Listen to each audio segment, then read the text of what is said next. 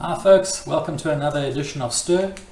Today we're going to do something sexy with herbs. One of my favorites is Poorman's pesto, where we take your typical pesto and we substitute some ingredients that are more easy to come by around the house or a hell of a lot cheaper than the real deal. As an example, we substitute pine nuts that you would typically use with macadamians. You can use other nuts as well, like walnuts, even peanuts if you want to go down that route, but obviously it has a bit of a knock-on effect into the taste. So we found macadamians is the better way to go. We substitute some of the other ingredients as well. Typically you'd use olive oil. In this case I'll be using canola oil, and again, all according to what you have available around the house at any given time. We picked some very fresh basil out of the garden, fought off a host of bees that were upset that we were stealing their food source. And as I've mentioned before, fresh is always better. I can tell you now that the aromatics are all around the house permeating. Basil has a wonderful aroma and it's really spread everywhere. It's one of my absolute favorite herbs next to coriander. Probably basil would be my favorite, and we use it practically every day. It has a whole host of different health benefits for you. Fresh is always better, as I've said before. And Google it, find out what all those health benefits are, but I can assure you, besides just bringing some fiber and some color to your diet and beautiful flavors, incredibly nutritious.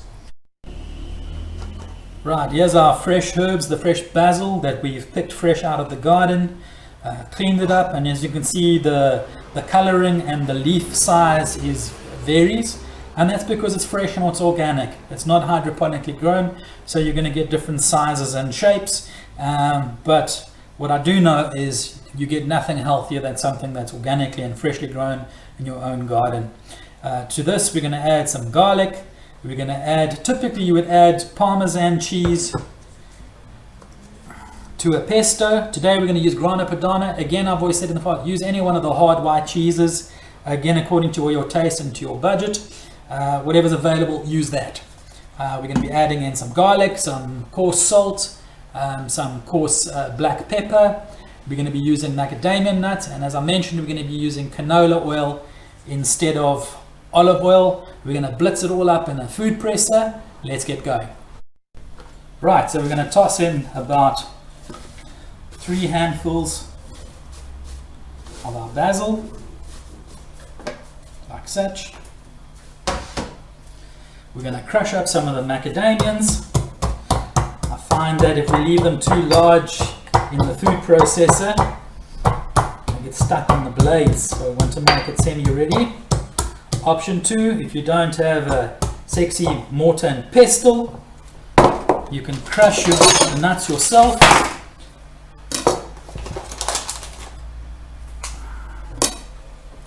Take them like such. Very carefully working with the blade, like you would typically do with garlic. Crush it under your blade into a smaller piece, and then you can use it as such as well. Whichever option is available to you. I like using the mortar and pestle.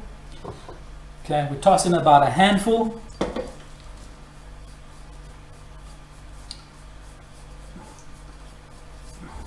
Similar quantities to what you would typically do with pine nuts. I'm going to throw in about a teaspoon, heaped teaspoon of crushed garlic, a bit more. Typically, again, you would want to use fresh garlic where possible, but I've got the crushed, so that's what I'm using. I'm going to throw in about a tablespoon of coarse salt. Again, coarse is better, causes bruising on the leaves and just brings a different flavoring. I'm also going to use about a tablespoon of coarse black pepper.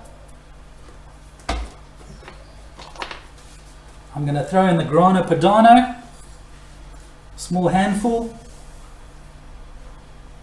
And again, adjust according to your taste and your needs as you go along. We're going to see if this is enough after our first blend. I throw in the oil at this stage. I've done it in the past before without throwing in the oil first, and I found that the leaves are so light that it just spins around in the food processor and doesn't get anywhere.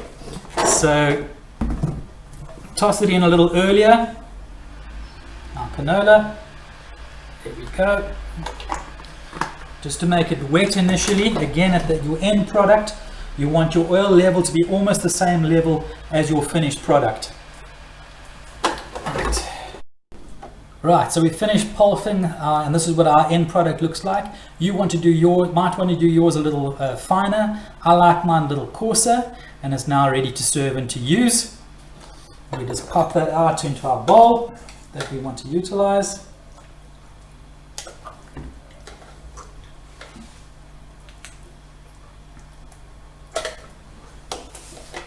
Again, we need to make sure that there's enough oil. Typically, it needs to spread quite easily.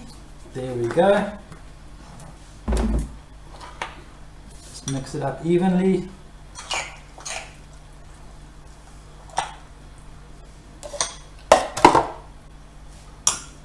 Right, there we go.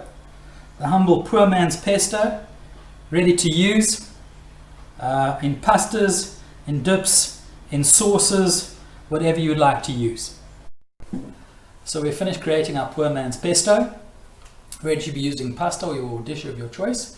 And of course the ultimate test at the end of the day is the taste, and see if it's done what it's needed to do.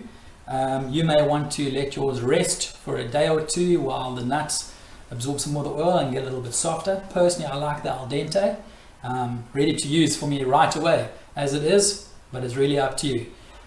Michael, come give us a taste. Tell me what you think. Cool.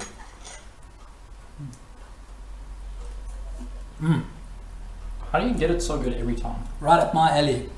Stay tuned and we'll see you for the next episode. Bye guys.